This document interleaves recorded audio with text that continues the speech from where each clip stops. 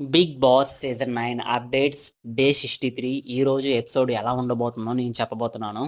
నాగార్జున గారు వచ్చిన తర్వాత ఈరోజు ఎక్కువగా దివ్యకైతే ఫస్ట్ నుండి లాస్ట్ వరకు క్లాస్ పీకుతూనే ఉన్నారు.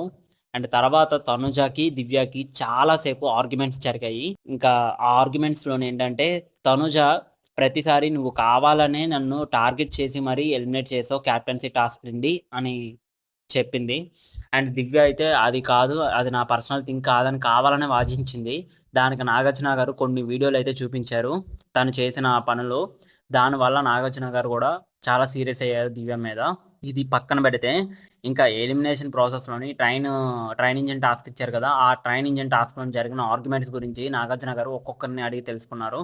తర్వాత రెబెల్ కింద వ్యవహరించి సుమన్ శెట్టి బాగా ఆడారు అని నాగార్జున గారు మెచ్చుకున్నారు సుమన్‌ని. ఇంకా రిమైనింగ్ లాస్ట్ ఈరోజు సాయి శ్రీనివాస్ ఎలిమినేట్ అయిపోతున్నాడని నాగార్జున గారు రివీల్ చేసి సాయి శ్రీనివాస్‌ని ఇంటికి పంపించేశారు.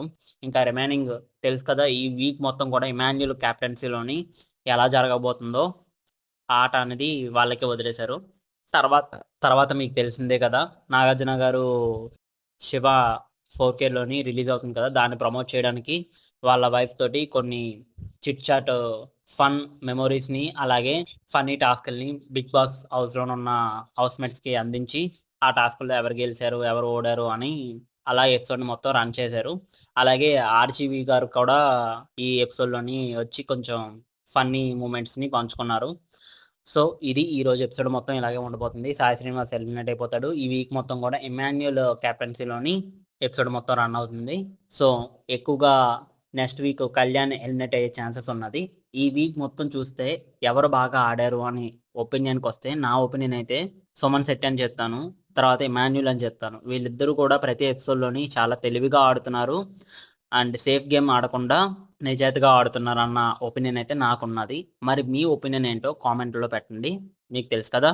కొంచెం సబ్స్క్రైబ్ అయినా వద్దు. లైక్ మాత్రం కొట్టండి వీడియోకి చాలు.